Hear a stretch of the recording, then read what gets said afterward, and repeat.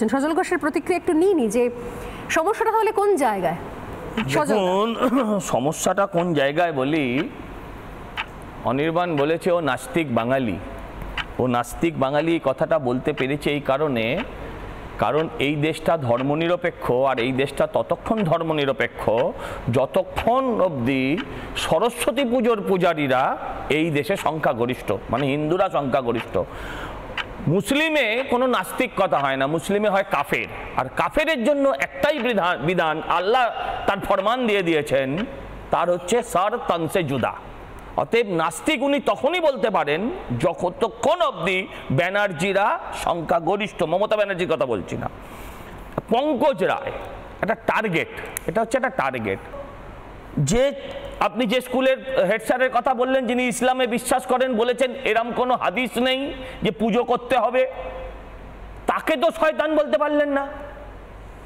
আপনি আমাকে একটা কথা বলুন, যে আপনি একটু আগে বলছিলেন যে মহাভারত অশুদ্ধ হয় না। ঠিক, মহাভারত ততক্ষণ অশুদ্ধ হয় না যতক্ষণ মহাভারতকে আমরা বিশ্বাস করি। যারা মহাভারতকে বিশ্বাস করে না তাদের কাছে শুদ্ধ অশুদ্ধতার কিছু নেই। সরস্বতী হিন্দুর নয়, নাস্তিকদের জানা উচিত। উনি জানি না ছোটবেলায় মা সরস্বতীর পায়ে তার বইগুলো দিয়েছিলেন কিনা, মা সরস্বতী ঘেঁটে দেখেনি বইয়ের ওপর হিন্দু নাম লেখা আছে না মুসলমান। ওস্তাদ বিসমিল্লাহ খানের বাড়িতে অত্যন্ত ভক্তি সহকারে পুজো হয়েছে, আমরা দেখেছি ছোটবেলা থেকে। এবছর পণ্ডিত রশিদ খান নেই, টিভিতে আপনারাই দেখাচ্ছিলেন, তার বাড়িতে সরস্বতী বন্দনা চলছে, অঞ্জলি চলছে। সরস্বতী একটা কালচার, এই কালচারটাকে ধ্বংস করা সেদিন থেকে শুরু হয়েছিল যেদিন বামপন্থীরা তখন অবশ্য ক্ষমতায় ছিল। মকবুল ফিদা হোসেন যেদিন সরস্বতীকে নগ্ন করেছিলেন, সেদিন থেকেই শিক্ষার এবং শিক্ষার সঙ্গে সরস্বতীর সঙ্গে সঙ্গে শিক্ষারও অবনমন সেদিন থেকে ঘটেছিল। ভাবতে লজ্জা লাগে। অনির্বাণ মানে এদেরকে প্রতি ঘৃণা ছাড়া আমার কিছু নেই, বিশ্বাস করুন। বলছে একজন মহিলার নগ্ন দেহ, তাই নিয়ে দেহ দেখে হাসাহাসি হলো। ও সেখানে ছিল প্রত্যক্ষদর্শী হিসেবে, কমবে চান করতে গেছিল হয়তো। আমার বক্তব্য হচ্ছে ওই মৃতদেহটা পোস্টমর্টেম না করে তো পাঠিয়ে দিয়েছে। এই রাজ্যে কি সেই মৃতদেহের পোস্টমর্টেম হয়েছে ভাই? আমি জানতে চাই, যদিও বিষয় সেটা নয়। বিষয়টা হচ্ছে এটা একটা এজেন্ডা, এটা একটা এজেন্ডা। এই এজেন্ডাটার শুরু এই বছর নয়। আপনারা মনে করে দেখুন, উলবেড়িয়ার তেহট্ট স্কুলে সরস্বতী পুজো সেই অঞ্চলের মানুষরা গিয়ে বন্ধ করে দিয়েছিলেন, আজ থেকে বোধহয় 2 বছর আগে যদি ভুল না হয়। তার কারণ কি বলেছিলেন? সরস্বতী পুজো করতে দিতে হলে ওখানে নবী দিবসও পালন করতে হবে।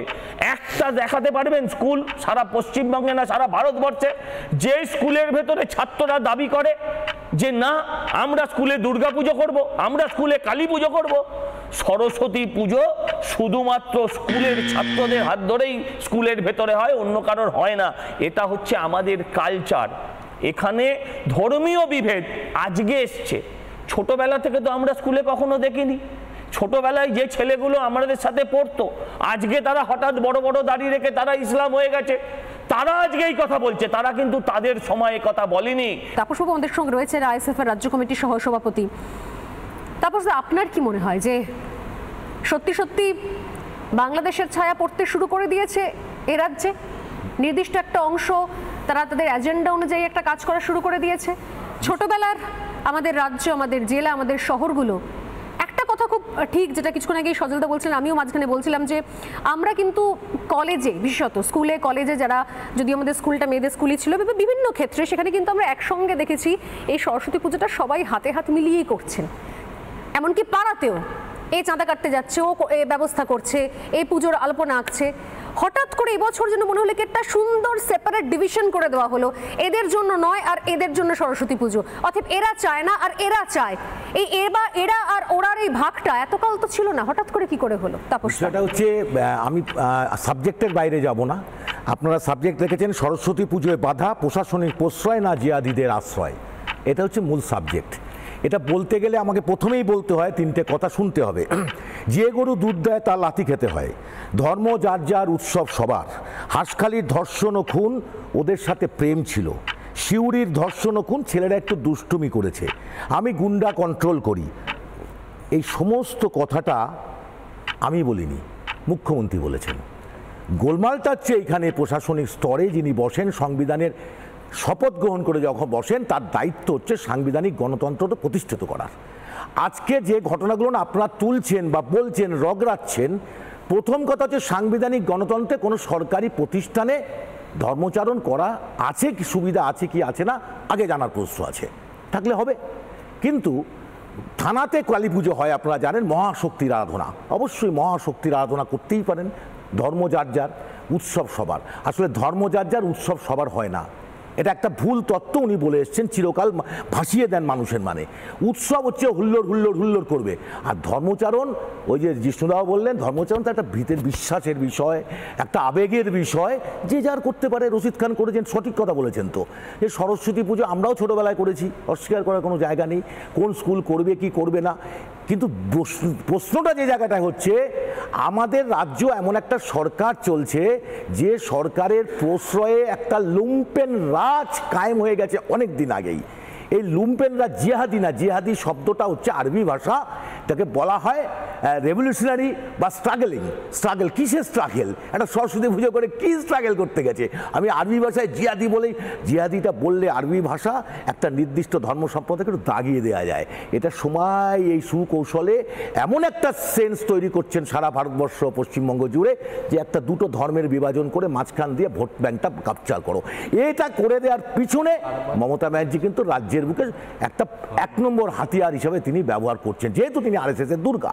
আমি ব্যক্তিগতভাবে বলতে চাই যে কোনো সরকারি প্রতিষ্ঠানে কোনো ধর্মচারণ করা উচিত নয়, কারণ সাংবিধানিক গণতন্ত্র যে মেনেই করা উচিত, যে ব্যক্তিগতভাবে তার ধর্মচারণ করতেই পারে।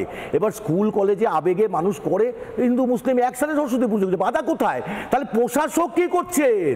সাংবিধানিক গণতন্ত্রটাকে অক্ষুণ্ণ রাখার দায়িত্ব যেমন রাজ্যের তেমনি কেন্দ্রের। খুব ব্যর্থতার সাথে বলি, রাজ্য সরকার এবং কেন্দ্রীয় সরকার ধর্মীয় বিভাজনের ভিত্তিতে ভোট বাক্স ভরার চিন্তা নিয়ে লেগে মানুষের মধ্যে, সাধারণ হিন্দু মুসলমান গরিব খেটে খাওয়া মানুষের মধ্যে একটা বিভাজন করার তৈরি চেষ্টা করছে। এটাকে তীব্র ভাষায় ঘৃণা করি, এবং প্রশাসক যদি সঠিক ভূমিকা পালন করে তাহলে কিন্তু কখনোই এরকম ঘটনা ঘটতে পারে না।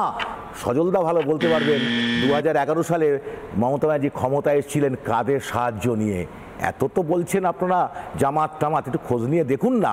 আর তুমি লাথি, এখন তুমি লাথি ঝাঁটা খাও বলেছো, যে গরু দুধ দেয় তার লাথি খাবো, তাহলে এখন সে তাদেরকে আবার লাথি মারার পরিকল্পনা আরএসএসের এজেন্ডায় তুমি করছো, সব তারা বুঝছেন। মানুষ বুঝছে আসলে গরিব মানুষ অবহেলিত হচ্ছে। নানা ধরনের কন্টেন্ট দেখার জন্য লাইক করুন, শেয়ার করুন আমাদের ফেসবুক পেজ, সাবস্ক্রাইব করুন আমাদের ইউটিউব চ্যানেল। পাশাপাশি অন্যান্য ব্রেকিং নিউজের জন্য অবশ্যই চোখ রাখুন রিপাবলিক বাংলায়।